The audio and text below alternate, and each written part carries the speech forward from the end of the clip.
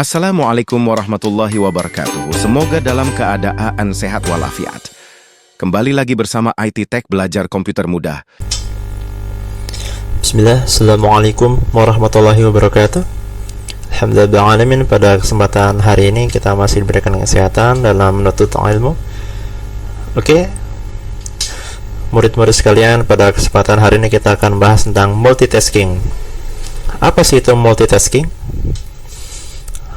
Kemampuan untuk menjalankan beberapa tugas atau pekerjaan secara bersamaan.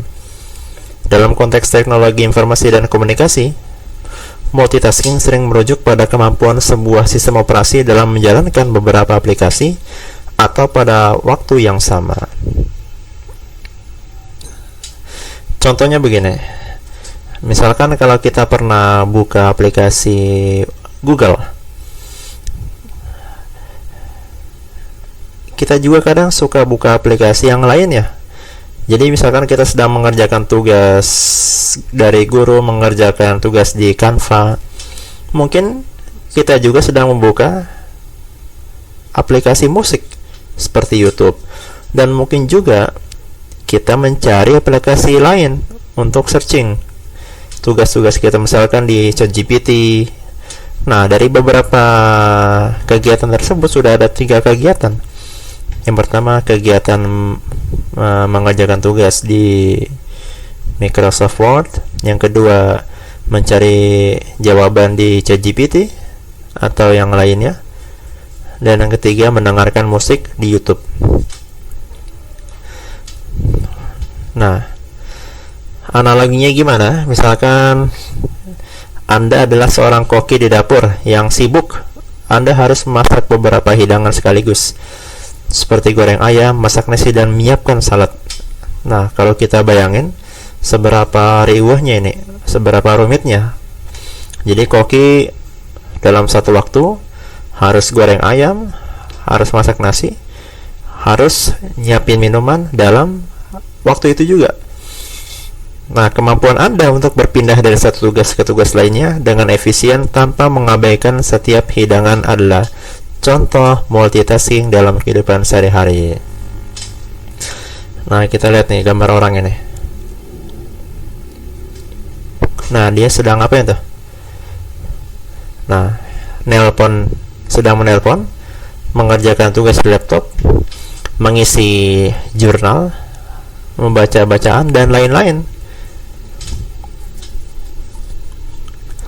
Memang, kalau kita lihat,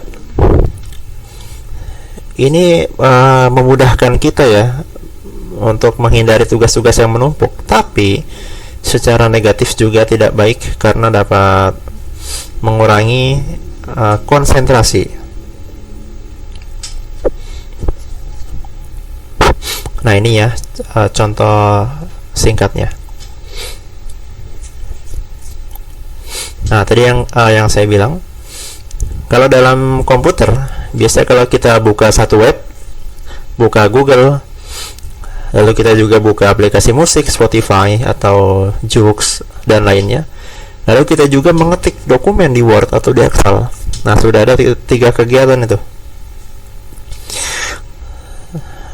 Nah, jadi 3 kegiatan inilah disebut dengan multitasking. Nah, tadi ya, menggunakan pemutar musik dan aplikasi pengolah kata. Jadi kita bisa ngerjain tugas sambil dengerin musik, sambil buka googling yang lain juga dalam satu laptop. Itu disebut dengan multitasking. Kelebihannya apa sih? Membantu menyelesaikan tugas lebih cepat karena beberapa pekerjaan dapat dilakukan secara bersamaan. Memang waktu lebih cepat, terus tidak menumpuk tugasnya, tapi ada kekurangannya. Kalau dikerjakan secara berlebihan, dapat menurunkan kualitas kerja, yang akibatnya akan apa? Akan terjadinya banyak kesalahan, mungkin kurang teliti, terburu-buru, jadi tidak maksimal. Dan ini yang paling bahaya, stres. Bisa meningkatkan tingkat stres jika tidak dikelola dengan baik. Jadi saking menumpuk pekerjaan dan tiba-tiba dikejar deadline, besok harus selesai dalam 1 hari, akhirnya dikebut semalam tuh, sampai mungkin bisa jadi stres.